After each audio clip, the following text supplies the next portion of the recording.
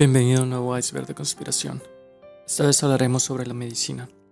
Recientemente, el canal Tristan Terror realizó un iceberg sobre el IMSS. Yo, al ser médico elaborado en IMSS, me gustaría aclarar un poco sobre las cosas que se habló. Quisiera mandarle saludos a Ángel Rodríguez y Karen Villarreal por ser los primeros en comentar en el iceberg pasado sobre la Biblia. Recuerda unirte al grupo en Facebook y suscríbete. Otra teoría que mencionó el iceberg fue sobre los niños cambiados en el IMSS. Esto desgraciadamente no es una teoría, es algo que ha sucedido y que ha sucedido en muchísimos estados. El caso más famoso es de Toluca, del Estado de México, donde incluso hubieron publicidades que decía que si naciste del 23 al 27 de julio de 1974, es probable que vivas con una familia que no es la tuya.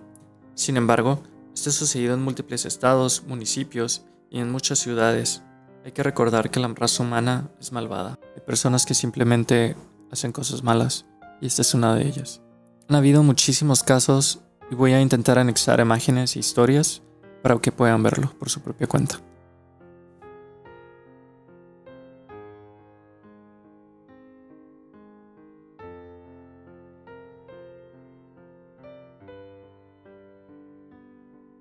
Va a ser como la trituradora de angelitos, también conocida como la ogresa de la colonia Roma.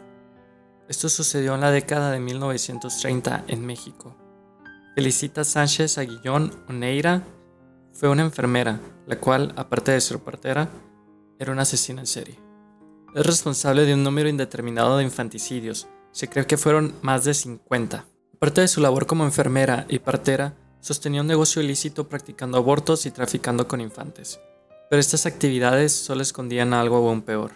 Ella tenía una carnicería humana. Ella inició atendiendo partos en su casa, la cual era rentada. A su casera no le molestaba mientras el sitio estuviera limpio.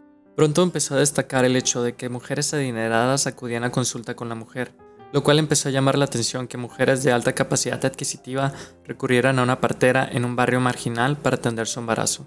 Antes de iniciar siendo una asesina en serie, empezó a vender a los niños recién nacidos que sobrevivían. Empezó a traficar también con niños que compraba de madres que por una u otra razón le vendían a sus hijos, bajo la promesa de que los colocaría en una buena casa. Ella fue detenida por lo menos en 2 ocasiones en la década de 1910 por tratar de vender un bebé, pero salió libre tras pagar una multa. Sin embargo, los niños que ella no lograba vender empezó a asesinarlos sin mencionar que muchos infantes perecieron bajo su cuidado. Cuando atraparon a sus cómplices, ellos relataban que ella bañaba a las criaturas con agua helada, no les daba de comer durante periodos considerables de tiempo, los dormía en el piso y a veces los alimentaba con carne o leche podrida. Sus métodos para ejecutar eran asfixia, envenenamiento, apuñalamiento y hasta inmolación.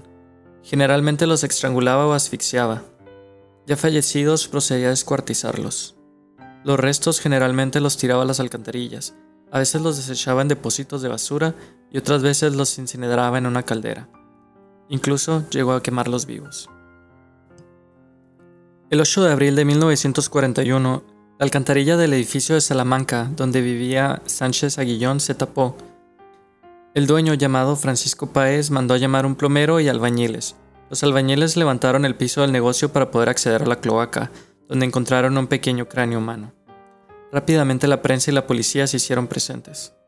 Al entrar a la habitación de la enfermera, encontraron diversos cráneos y fotografías de niños, trofeos, un comportamiento típico en los asesinos seriales al coleccionar recuerdos que relacionan con su víctima. Sin embargo, ella se había fugado. El 11 de abril de 1941, la detienen junto con su amante. Lo peor de todo es que México siendo México, aparentemente el juez que llevó el caso consideró que la mujer alcanzaba fianza, lo cual facilitó la salida de Sánchez antes de que la fiscalía pudiera apelar el fallo. Su ex esposo, Carlos Conte, pese a que ya no sostenía una relación sentimental con Felicitas, fue quien pagó la fianza, lo cual equivalía aproximadamente a 600,000 pesos mexicanos actuales, aproximadamente $30,000. En junio de 1941 salió libre. El 16 de junio de 1941, ella se quitó la vida con una sobredosis de Nebutal durante la madrugada, en la casa que compartía con su concubino mientras éste dormía.